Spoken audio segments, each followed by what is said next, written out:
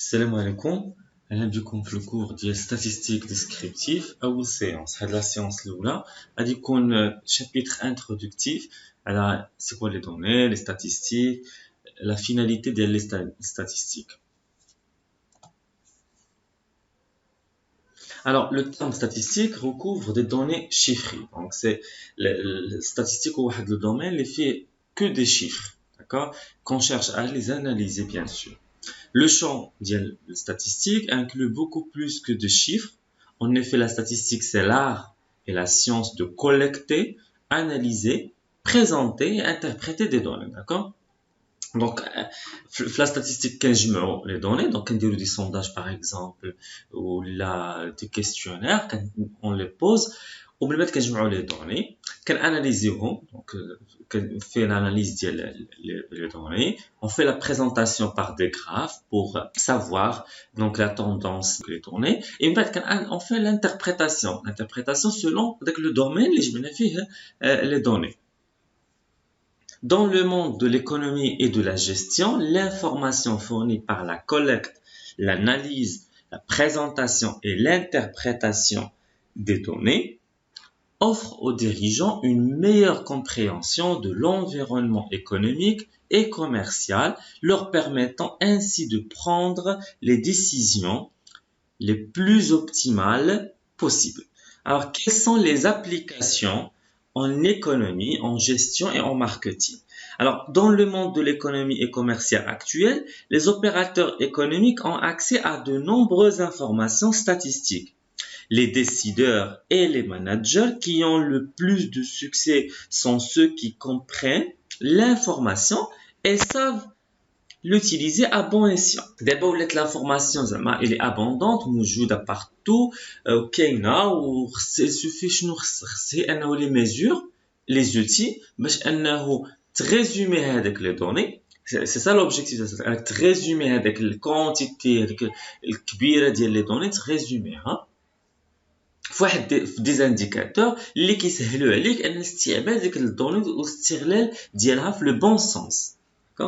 Alors, dans cette section, nous présentons des exemples qui illustrent quelques utilisations de la statistique dans le domaine économique, financier et commercial.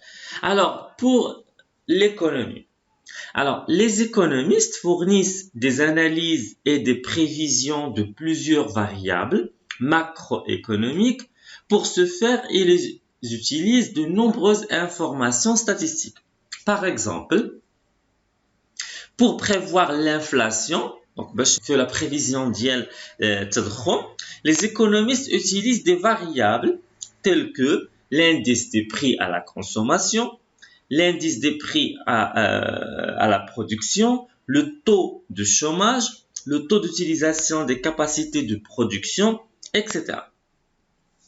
Alors, ces indicateurs sont intégrés dans des modèles de prévision pour prévoir l'inflation. وهاد les indicateurs ce sont des indicateurs statistiques. فاش غنجيو l'arrière ديالهم comment ils sont calculés sont basés sur la statistique. Dans le domaine de la finance, les analystes financiers utilisent des informations statistiques diverses pour prendre des décisions en matière d'investissement.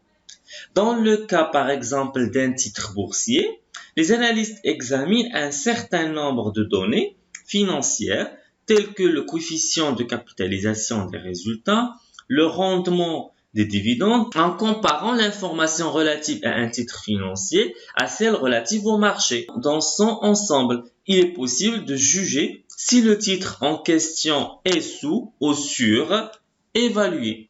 Pour le marketing, avant de produire un nouveau produit, les entreprises doivent s'assurer d'abord de l'existence d'un marché potentiel du consommateur désirant acquérir le produit en question.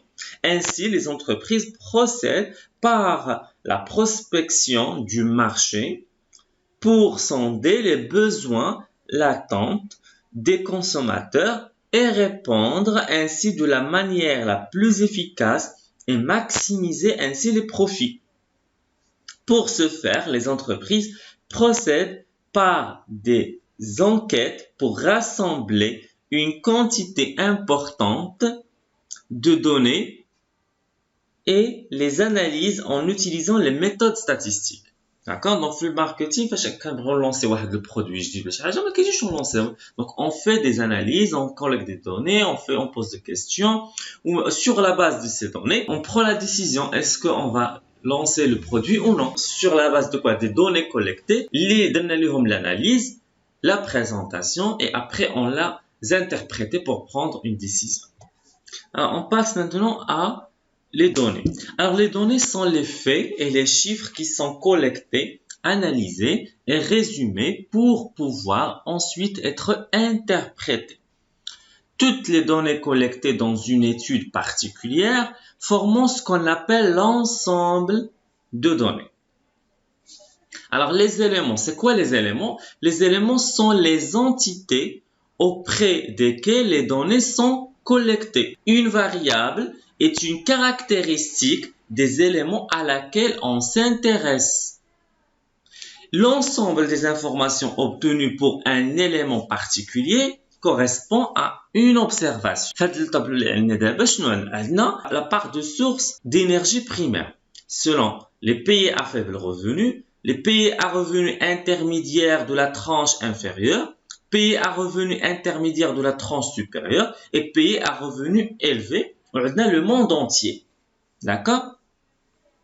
Et dans les colonnes, on a biomasse, le carbone, le pétrole brut, le gaz naturel, l'hydroélectricité, les énergies renouvelables et le nucléaire. Alors, c'est quoi l'élément ici? L'élément, c'est les éléments qu'on a, c'est quoi? C'est les pays à faible revenu, les pays à revenus intermédiaires, les pays à revenus intermédiaires de la tranche supérieure, les pays à revenus élevés. Ce sont des éléments. Les éléments, par exemple, des États, par exemple le Maroc, l'Égypte, la France, etc. Donc, ce sont les éléments auprès desquels les données sont collectées. La variable, c'est quoi? C'est les caractéristiques des éléments à laquelle on s'intéresse. Les pays à faible revenu, par des sources d'énergie primaire. Soit pétrole, soit le gaz, soit l'hydroélectricité, soit les énergies renouvelables. Donc, quelles sont les variables? Le biomasse, le carbone, le pétrole, le gaz, l'hydroélectricité, les énergies renouvelables et le nucléaire. Ce sont des variables, des caractéristiques. وبالنسبه هذوك les données اللي عمرنا بهم le tableau donc فاش كنقولوا مثلا le pays à faible revenu شحال عنده في البيوماس شحال عنده في الكربون عنده 13,3 في البترول عنده 0,9 في الغاز etc. هذه c'est une observation هذه toute la ligne c'est une observation on peut le présenter dans un tableau on peut le présenter dans un graphe. d'accord شحال هذا le pays هذا شحال عنده من tel source d'énergie. D'accord? Donc, c'est une observation. Qui concerne l'élément, les variables, alors ce sont des observations. On passe maintenant à les échelles de mesure. Alors, il existe différentes échelles de mesure pour les variables. D'accord? Donc, avec les variables, quelles sont les échelles de mesure? Pour mesurer avec la formation, soit nominale, par exemple, lorsque les données d'une variable consistent en des labels ou des noms utilisés pour identifier une caractéristique de l'élément, par exemple le nom, la fonction ou la ville de résidence, d'accord? Ou ordinale, l'échelle de mesure est dite ordinale lorsque les données exhibent les propriétés nominales mais qu'il est possible de les ordonner. Par exemple, excellent, très bon, bon, moyen, mauvais. Très bien, bien, assez bien, moyen, etc. D'accord? Donc, il y a un ordre. Pour le cardinal, l'échelle de mesure est dite cardinale lorsque les données possèdent les propriétés ordinales et si l'intervalle entre les valeurs peut être mesuré par une unité de mesure. Alors, les données cardinales sont toujours numériques. Par exemple, le nombre d'enfants, la note obtenue, etc. Pour les variables, sont soit qualitatives, soit quantitatives. Les variables qualitatives incluent des labels ou des noms utilisées pour identifier les caractéristiques des éléments. Les variables qualitatives peuvent être nominales ou ordinales. Les variables quantitatives ont des valeurs numériques et présentent un caractère dénombrable et ont une échelle de mesure cardinale. Alors, les variables qualitatives, elles ne sont pas dénombrables. Par contre, quantitatives sont dénombrables. On peut les compter. Par exemple, le PIB, l'âge, le nombre d'enfants, etc. Alors, les variables quantitatives peuvent être soit discrètes, soit continues. Par contre, les variables qualitatives sont justes et toujours discrètes. Alors, on passe maintenant aux sources des données. Les données peuvent être obtenues à partir de sources existantes ou grâce à des enquêtes ou des études menées spécifiquement dans le but de collecter de nouvelles données. D'accord? Soit on a des sources déjà عندك مثلا des bases de données كندخل des sites مثلا ديال étatiques ولا اللي فيهم des bases de données او لا حنا كنديروا une étude اللي هي جديده وكنديروا des questionnaires ولا كنديروا un sondage ولا كنديروا une expérience اللي منها كناخذوا les données. Alors, pour les sources existantes de données, alors de nombreuses entreprises constituent des bases de données sur leurs clients, leurs salariés et leurs opérations commerciales. Par exemple, les données sur l'âge des employés, les années de service ou les salaires peuvent être obtenues auprès du service du personnel. Des organismes spécialisés dans la collecte et le traitement de données fournissent des quantités substantielles de données économiques et commerciales, par exemple Bloomberg, DataStream.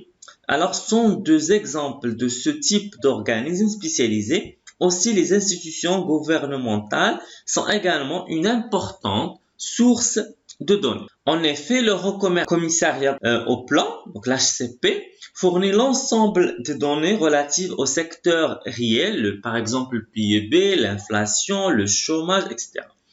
Le ministère de l'économie et des finances fournit des données relatives aux finances publiques, le déficit budgétaire, le taux d'endettement. L'Office d'échange fournit les données relatives au commerce extérieur, composantes de la balance des paiements, le taux de change.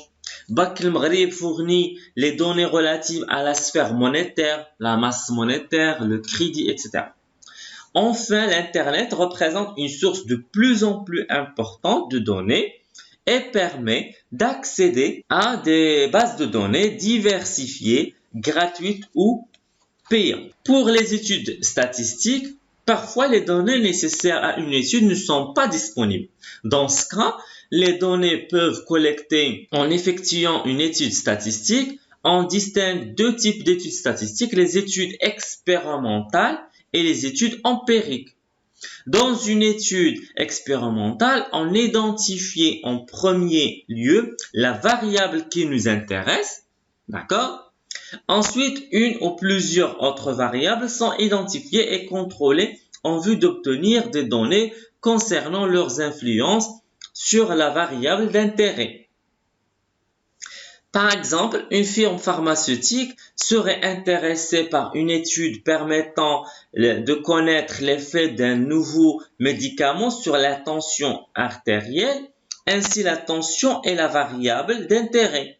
Le dosage de ce nouveau médicament est la variable de contrôle. Les chercheurs choisissent un échantillon d'individus et chaque groupe d'individus reçoit un dosage différent. Les données collectées avant et après le dosage et leur traitement statistique permettra de conclure sur l'influence et le dosage nécessaire du nouveau médicament.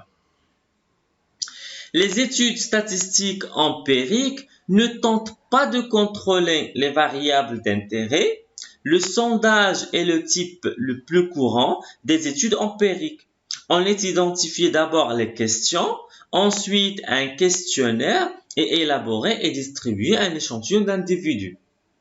Par exemple, un restaurant qui voudrait connaître l'opinion de ses clients quant à la qualité de service, de la nourriture et de l'ambiance peut distribuer un questionnaire et pour chaque questions dressées des choix avec un niveau de satisfaction graduel allant de excellent à mauvais. Dans la mesure où l'analyse statistique implique de larges ensembles de données, les analystes utilisent fréquemment des logiciels informatiques. Alors, on a terminé cette séance. Donc, c'est juste une introduction de la statistique descriptive.